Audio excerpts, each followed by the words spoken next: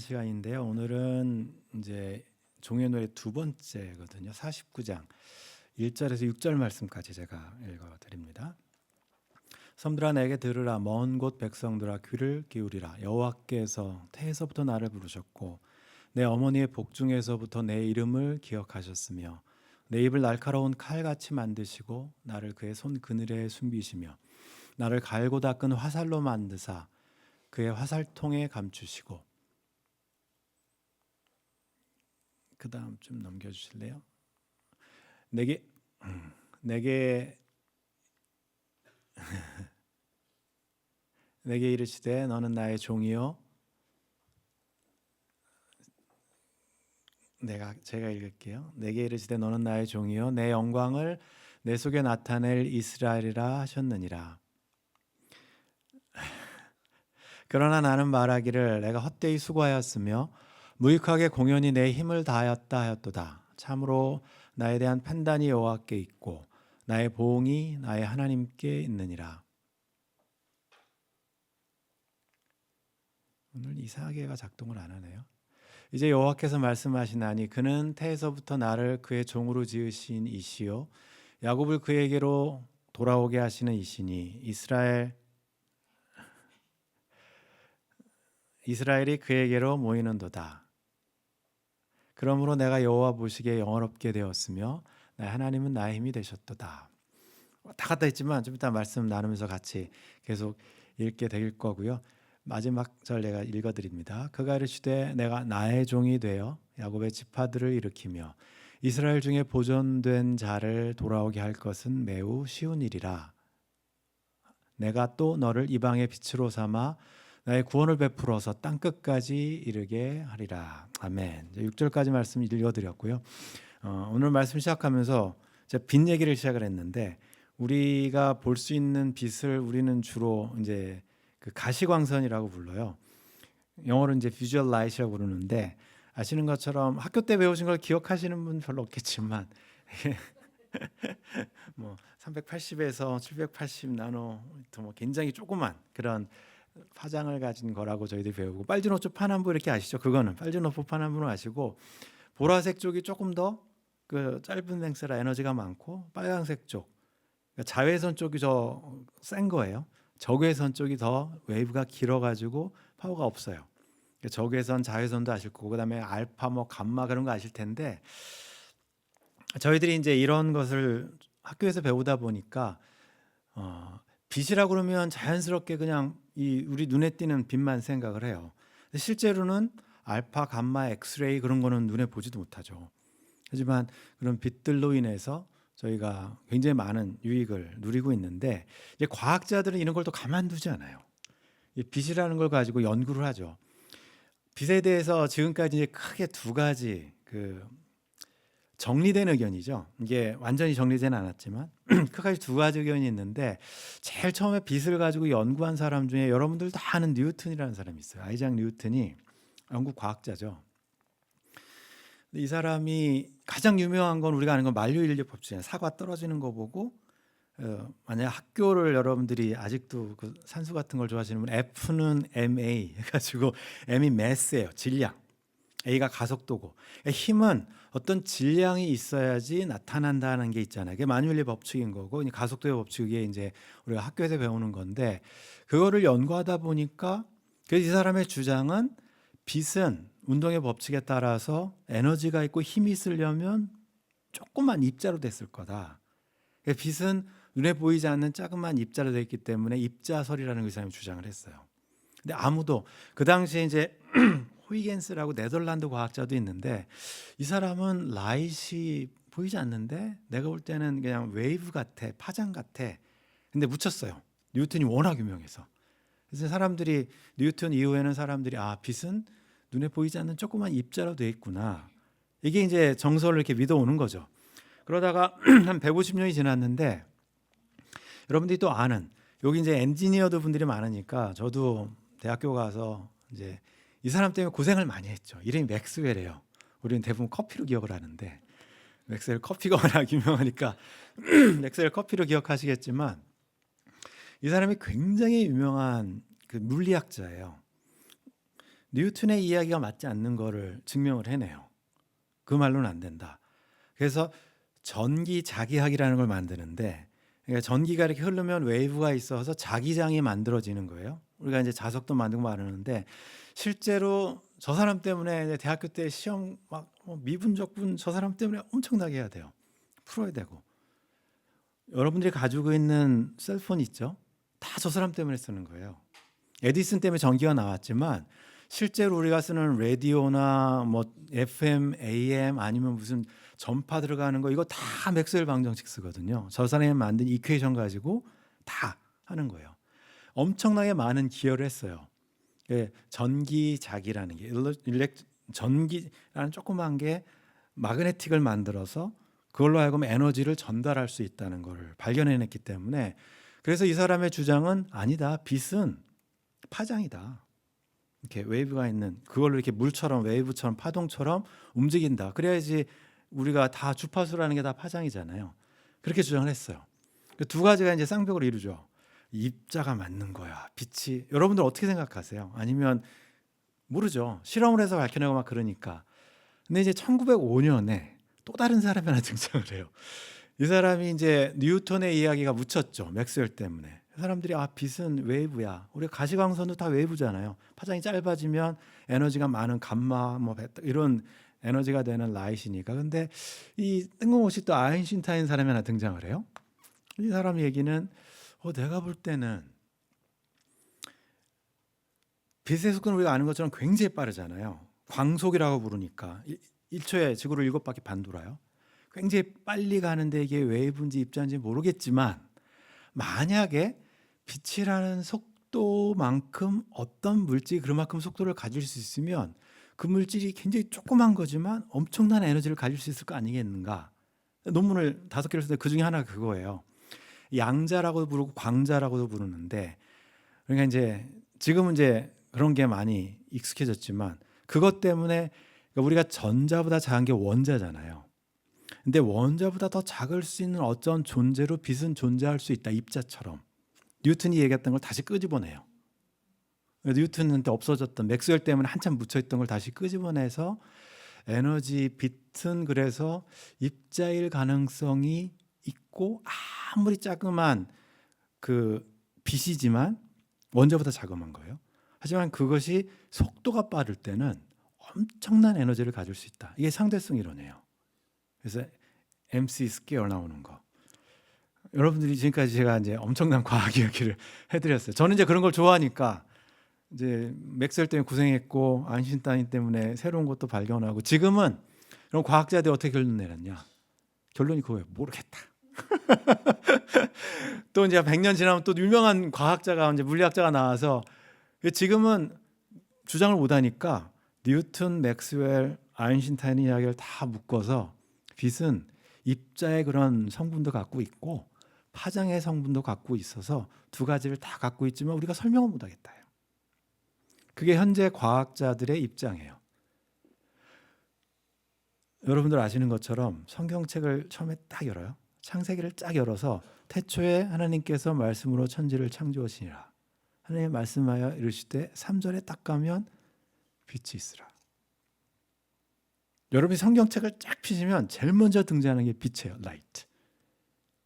근데 과학자들은, 현대 물리학자들은 아직도 빛이 뭔지 증명을 못해요.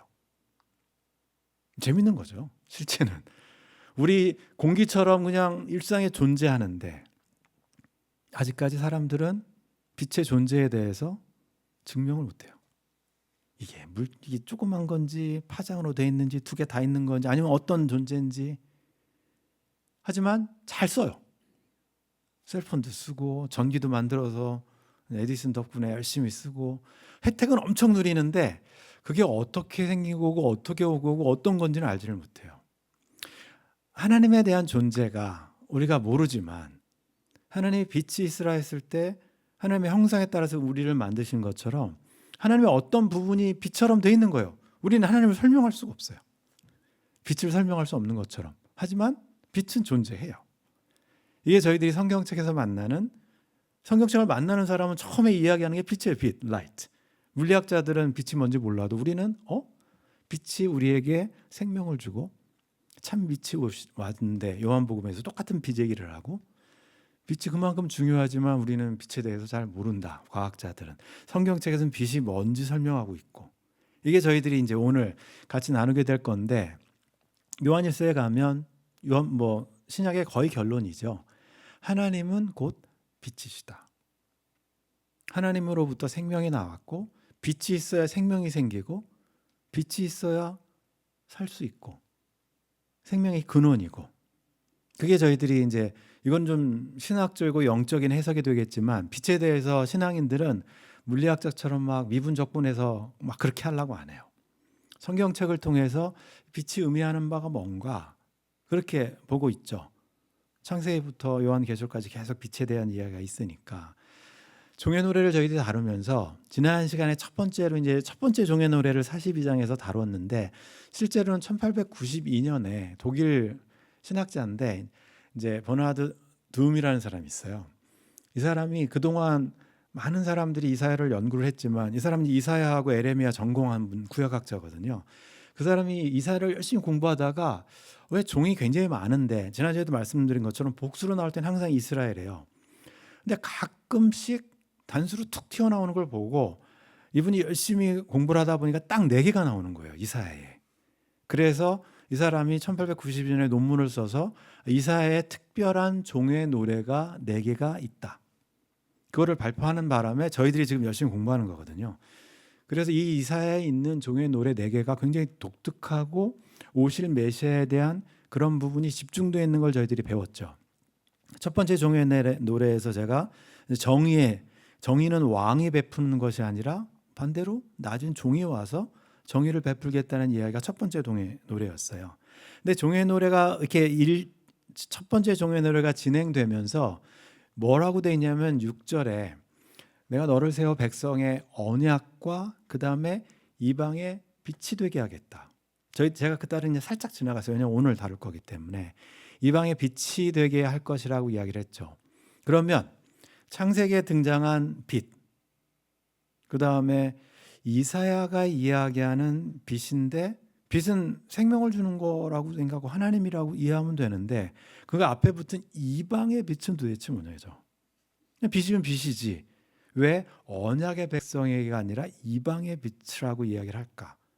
이게 이제 종의 노래 두 번째 주제가 됩니다. 오늘은 이제 종의 노래 두 번째를 저희들이 49장에 있는 1절에서 6절 혹은 1절에서 7절까지라고 저희들이 이야기를 하는데 그 구절에 있는 부분을 통해서 A light for the nations예요. 이방을 향한 빛, 도대체 어떤 의미인가 저희들이 이사야를 통해서 살펴보기를 원하고 아까 읽어드리는 것처럼 시작할 때 섬들아 첫 번째 종의 노래에 있었던 게 반복이 돼 있어요. 그때도 섬들이 나왔고 그때도 나의 종이라는 단수로 처리된 어떤 종이 나왔는데 그 종은 태에서부터 나를 부르셨고 어머니의 복중에서부터 내 이름을 기억하셨다. 이렇게 돼 있죠. 그래서 여러분들이 이사야의 종의 노래를 읽으실 때는 자꾸 예수님하고 이렇게 맞춰보시는 게 굉장히 도움이 많이 돼요. 그러면 이게 오실 메시아에 대한 예언이니까 우리가 아는 것처럼 그 엘리사벳이 이제 성탄절이 됐으니까 성탄절 되면 두 여인이 등장을 하는데 첫 번째 여인은 누구냐면 사가랴의 아내가 되는 엘리사벳이에요. 근데 그 아브라함과 사라처럼 너무 나이가 많아서 아이를 못 가져요. 그래요? 근데 포기한 것 같기도 하고 계속 기도한 것 같기도 모르겠지만 하나님께서 천사가 가브리엘에 나타나서 아이를 주겠다. 그리고 나서 6개월 뒤에 우리가 아는 것처럼 가브리엘이 이번에는 한 번은 아이를 너무 나이가 있어서 못 낳는 여인에게 가고 또 한 번은 너무 어려서 아이를 낳아보지 않은 사람한테 찾아가요. 마리아한테. 그래서 가브리엘이 똑같은 얘기를 하죠. 이번에 아이를 줄 거다. 근데 이 아이 이름은 예수라 해라. 그게 이제 성탄절에 저희들이 만나는 거잖아요. 엘리사벳이 아기를 가진 건 아무도 몰라요. 그 당시에 뭐 통신이 발달된 게 아니니까. 마리아는 나사렛에 살고 엘리사벳은 예루살렘 근처에 살고. 마리아가 이제 찾아가요. 엘리사벳을 찾아갔을 때 그때 나오는 거예요. 이 뒤에 나오는 건데 제가 그거 먼저 얘기를 할게요. 태에서 나를 부르셨고 이야기한 것처럼 엘리사벳이 딱 마리아를 만나는 순간에 엘리사벳 아이에 있었던 침례 요한이 아직 태어나지도 않은 6개월 된 뱃속에 있는 침례 요한이 복중에서 막 애가 뛰노는 거예요. 메시아가 올 메시아를 이제 알았기 때문에. 지금 이사야의 두 번째 종의 노래에서 이 나의 종은 이미 하나님께서 부르신 종이에요. 태중에서. 예수님의 이야기를 보면 이미 가브리엘을 통해서 예언돼 있던 시간에 어떤 여인을 통해서 이미 예언된 그 종이죠. 그 종을 통해서 근데 그 종이 누구한테 대상자가 누구냐면 지금 이사야서를 읽으시면 섬들아라고 돼 있죠. 먼 곳 백성들아. 우리 말씀드린 것처럼 첫 번째 종의 노래에 있을 때 등장했던 이방 사람들이에요. 섬은 떨어져 있는 데라고 그랬잖아요. 멀리 떨어져 있는 이방 백성들에게 정의를 베풀 거다. 이 기쁜 소식이 갈 거다. 이게 이제 첫 번째 종의 노래와 두 번째 종의 노래에도 나오고 있는데 정의를 어떻게 베푸는지를 알려줘요. 첫 번째 종의 노래에서도 그 종은 왕이 아니라 힘 있는 왕이 아니라 낮은 종으로 와서 정의를 베풀 텐데 똑같이 두 번째 종의 노래에서도 내 입을 날카로운 칼같이 만드시겠다. 저기 등장하는 칼이나 갈고 닦는 화살이나 화살통 다 전쟁 무기예요. 근데 왕이 전쟁 무기를 써서 하겠다는 얘기가 그 앞에 뭐가 붙어 있냐면 저렇게 날카롭고 아주 칼같이 예리한 거지만 이게 무기가 아니라 입에서 나오는 말씀으로. 예수님께서 이 땅에 오셨을 때 한 번도 무기를 사용하신 적이 없어요. 뭐 성전에서 노끈으로 이렇게 이게 한 거 말고는 항상 말씀으로 그 사람들에게 꾸중하시고 정의를 베푸시고 산상수훈도 마찬가지고. 이 종이 와서 할 것은 말씀으로 이방 백성들에게까지 정의가 전달될 거라는 걸 알려주겠다는 그런 얘기죠. 이게 이제 이사야를 통해서 이야기해 주는 거고 내게 이르되 너는 나의 종이고 내 영광을 내 속에 나타낼 이스라엘일 거다. 야곱의 그 후손처럼. 그래서 이 하나님의 말씀을 듣고 이 날카로운 입을 통해서 전달되는 정의를 회복하고 그런 말씀을 듣고 이스라엘 백성들이 이제 돌아올 거라고 기대를 했는데 근데 보면 그 다음 줄 이렇게 보면 돼 있어요. 그러나 나는 말하기를 이게 나가 이제 나의 그 하나님의 종이거든요. 주의 종이 말하기를 헛되이 수고한 것 같다. 우리가 살펴본 것처럼 구약에 굉장히 많은 선지자들이 결론을 아직 모르기 때문에 자기 예언이 성취된 걸 모르기 때문에 살아있는 동안에는 다 헛수고한 것처럼 보여요. 백성들이 회개하지 않거든요. 포로로 끌려갔고 정의가 회복되지 않았고 선지자들 항상 뭐 우리가 아는 것처럼 엘리야도 그랬고 욥도 그랬고 다들 그 요나도 그렇고 다들 아이고 내가 헛수고했지.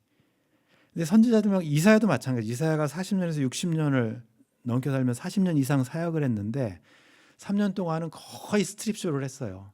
이렇게 우리가 다 벗겨져서 포로로 끌려간다고. 그래서 사람들이 뭐 맨발로 돌아다니고 이사야 얘기를 안 들어요. 이사야처럼 이사야가 지금 예언하지만 나도 헛수고한 것 같고 무익하게 힘만 다 쓴 것 같다.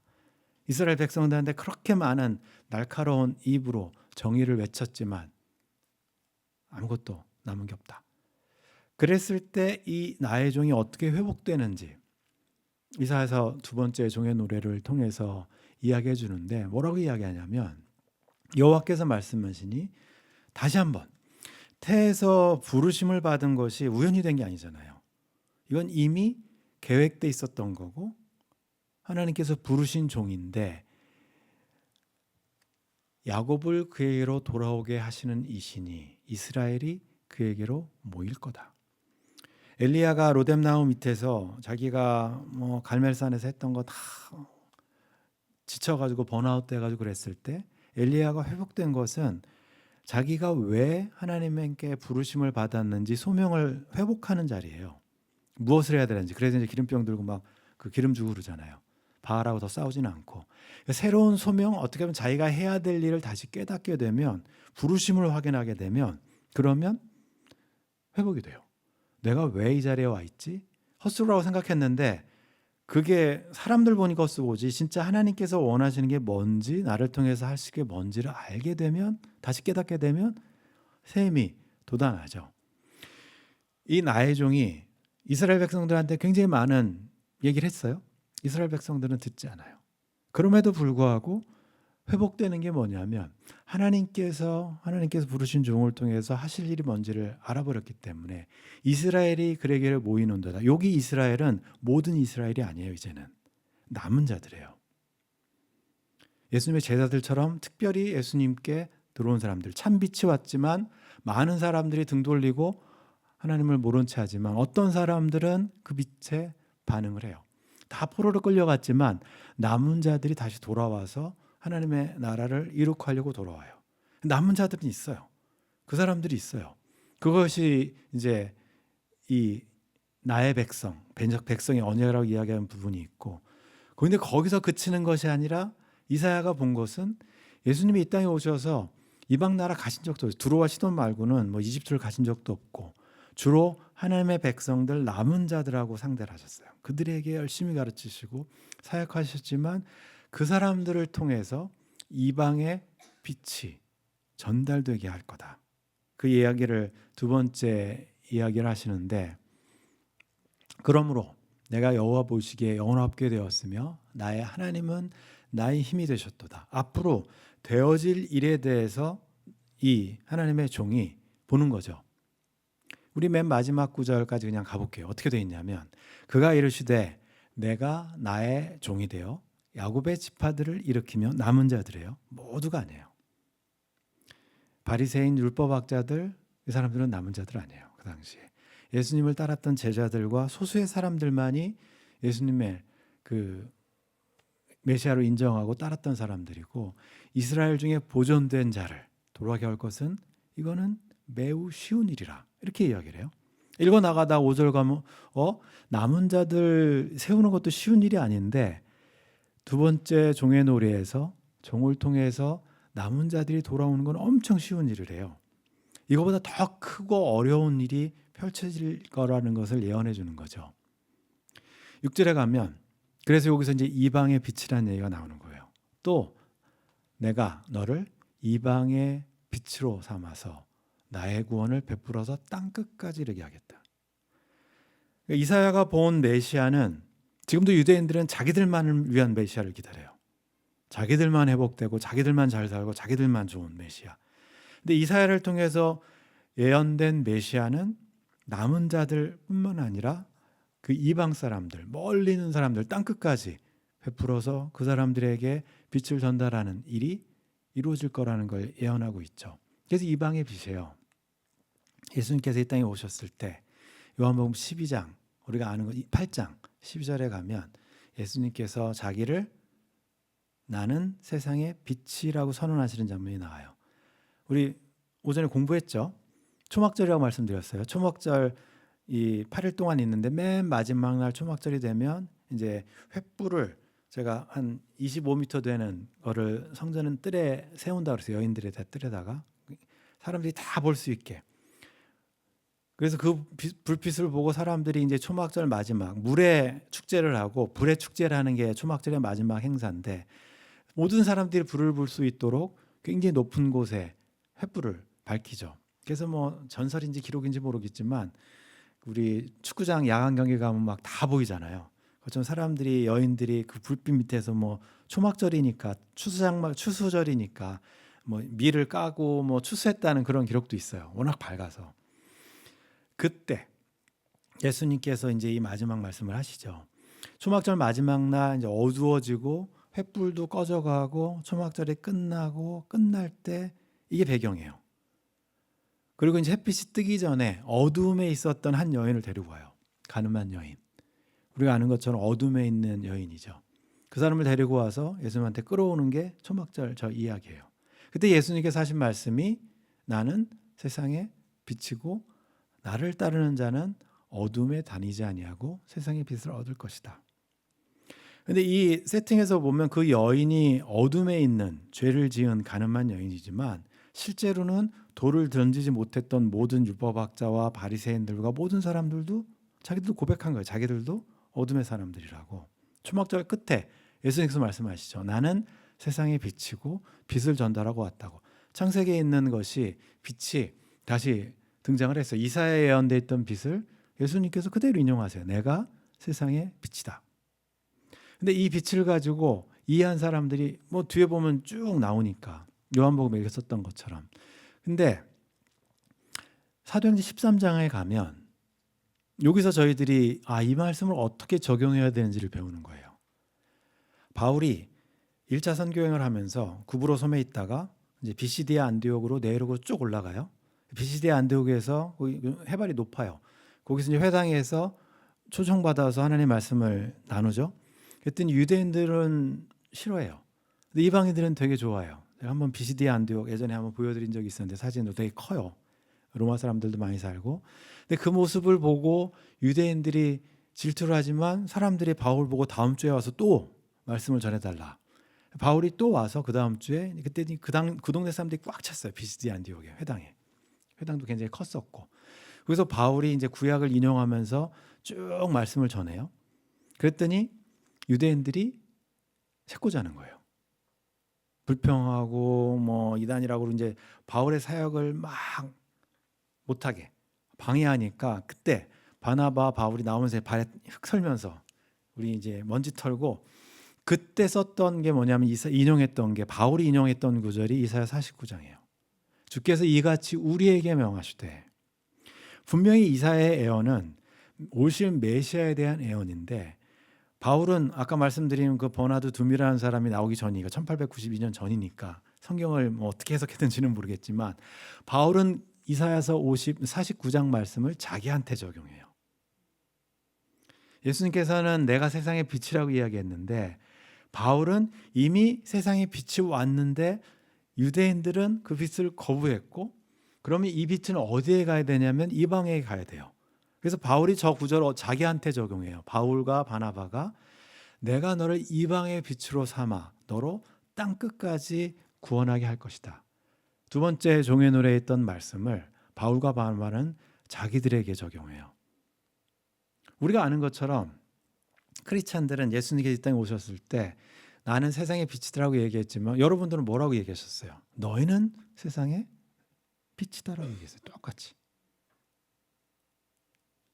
그러니까 우리는 햇빛 같은 존재는 아니에요. 몇 번 말씀드렸지만 창조에 있었던 그런 빛과 같은 존재는 아니에요. 해는 아니고 달 정도는 돼요. 빛을 이렇게 우리가 만들어낼 수는 없어요. 그런 존재는 아니니까.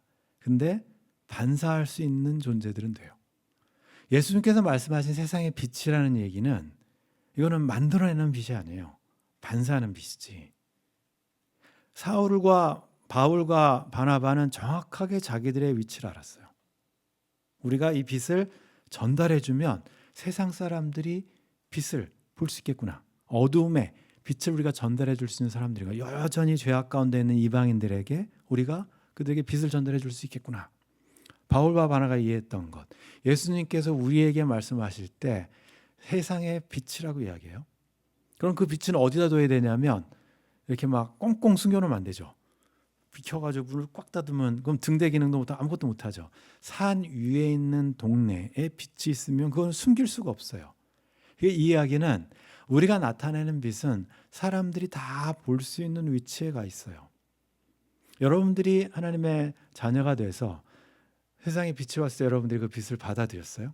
그럼 여러분들은 자연스럽게 반사체들이 됐어요. 빛을 반사하는. 하나님의 형상이 회복되면 많이 반사하고 제가 몇 번 말씀드렸지만 조금만 되면 반사가 안 돼갖고 이 때가 타가지고 안 되는. 그래서 조금은 반사를 하겠죠. 세상에 빛이 돼서 있는 산위의 동네 같은 존재가 우리들이에요. 저희들이 이제 아까 말씀드린 것처럼 대림절, 대강절이라고 저희 부르는데 어드벤트 이렇게 부르는데요. 원래 이게 이제 어드벤투스라고 라틴어에서 온 말이거든요. 오는 거예요. 커밍. 우리한테 오는 것. 그 대림절은 원래 대림절은 생긴 거는 400년대 말 500년대에 기독교 절기로 들어왔는데 절기로 들어왔을 때 어떻게 했냐면 지금이랑 많이 달라요. 그때는 수도원에서 그 사람들이 한 달 동안 금식해야 됐어요. 깜짝 놀라죠. 우리가 성탄절인데 왜 금식을 해? 고난주간도 아니고. 실제로 처음에 대림절을 이 사람들이 기억하면서 하는 것은 주님이 오시기 때문에 우리가 주님의 오심을 준비하기 위해서 거룩하게 준비하는 기간이에요. 대림절은. 그래서 4주 동안 금식하고 준비하고 깨끗하게 되고 새로운 시작을 하기 위해서. 그게 대림절이에요. 지금은 저희들이 성탄절과 너무 이렇게 엇물리는 바람에 아유 무슨 금식을 해, 성탄절인데 땡스기빙부터 열심히 먹어야지, 살이 막 찌는 계절인데. 하지만 대림절은 그런 절이 아니죠. 대림절은 빛을 기다리는 시간이고 예수님의 오심, 또 원래는 예수님의 다시 오심을 기다렸어요. 원래 대림절은 첫 번째 오심을 기념하는 것이 아니었고, 초기 기독교인들은 항상 예수님께 다시 오신다는 얘기를 귀 기울였기 때문에 대림절은 예수님의 다시 오심. 그러면 내가 어떻게 준비해야 되느냐. 그래서 대림절을 예수님의 다시 오심을 위해서 기다리다가 어느 순간부터 이제 붙어가지고 지금은 저희가 거의 처음 오신만 셀러브레이트하고 막 선물 주고 그러잖아요. 한우카랑 막 연결돼서 이상하게 변질이 됐는데, 아무튼 대림절의 역사적인 의미는 예수님의 처음 오심, 다시 오심, 그리고 저희들이 주의 만찬을 나누면서 아니면 성령께서 우리 안에 오실 때 매번 오심, 임재로 오심, 그걸 기다리기 위해서 저희들이 기념하는 절기죠. 빛이 저희들에게 왔는데 우리한테 빛이 이렇게 반사가 돼야 돼요. 대림절은 그래서 초를 4개를 켜놓고 하나씩 켜요. 매주 하나씩. 원래 교회들은. 그래서 성탄절까지 하나, 둘, 셋, 4개가 다 켜지면 아, 성탄절이 됐습니다. 우리가 이제 빛을 발하는 존재가 됐습니다. 이렇게 이야기하는 거죠. 제가 이제 설교문 쓰면서 여러분들이 아는 것처럼 우리가 빛을 반사하는 존재, 빛 없으면 못 사는 존재, 이게 크리스찬들입니다. 식물들은 광합성을 해야 돼요. 그렇지 않으면 다 죽어요. 햇빛이 없으면. 광합성 영어로 하면은 이제 포토신테시스 이렇게 돼 있어요. 광합성. 포토가 빛이, 신이니까 같이 with예요. 테시스니까 이게 있는 거예요. 빛이 있어야 우리가 살 수 있는 존재예요. 식물들처럼. 크리스찬들은 참빛을 여러분들이 흡수해서 여러분만 흡수하지 말고 반사해야, 그래야 정말 신실한 크리스찬들이 되는 거예요. 미국에서 이 말씀하고 마칠 텐데, 우리가 아는 벤자민 프랭클린이라는 유명한 정치가죠. 필라델피아에서 뭐라고 얘기했냐면, 사람들한테 집 앞에다가 너무 범죄가 많으니까 집 앞에다가 불 하나만 좀 걸어 놓으세요. 그러면 범죄가 좀 줄어들 수 있을 것 같습니다. 그게 시작된 게 가로등이에요. 그러니까 불빛이 있으면 범죄가 줄어드는 걸 알아버린 거죠. 참빛이 있으면, 이방의 빛은 어떻게 보면 빛이라는 건 생명을 전달해 주는 거예요. 하나님께 생명이시기 때문에 빛을 통해서 우리가 생명이 전달받아서 우리만 생명을 누리는 게 아니라 이방의 빛은 다른 사람들이 생명을 얻을 수 있도록 전달해 주는 사람들이 크리스찬들인 거예요. 우리가 성탄절을 준비하고 기념하면서 빛을 많이 받으시고, 그래서 여러분만 막 그러지 말고 열심히 반사를 잘하셔서 다른 사람들에게도 그 빛을 전달할 수 있는 그런 믿음의 주님의 제자들, 또 교회 공동체 되시기 바랍니다. 기도하시겠습니다. 하나님 아버지, 저희들 이제 성탄을 기다리면서 이사의 종의 노래를 다시 한번 저희들 봅니다. 하나님, 이방의 빛으로 예수님께서 이 땅에 오시고, 또 사도 바울과 제자들은 자신들이 이방의 빛이라고 고백하면서 자신들이 받은 빛을 사람들에게 그대로 전달해 줬다는 것들을 저희들이 보게 됩니다. 하나님, 저희들 성탄을 맞으면서 저희들이 세상에 빛이 될 수 있는 산 위의 등불과 같은, 산 위의 동네와 같은 그런 존재들 되게 해주시고, 그래서 세상에 빛을 발할 수 있는 하나님의 귀한 백성들로 살아가는 한 주간, 또 대강절 기간 되게 해 주시옵소서. 예수님의 이름으로 기도드립니다. 아멘.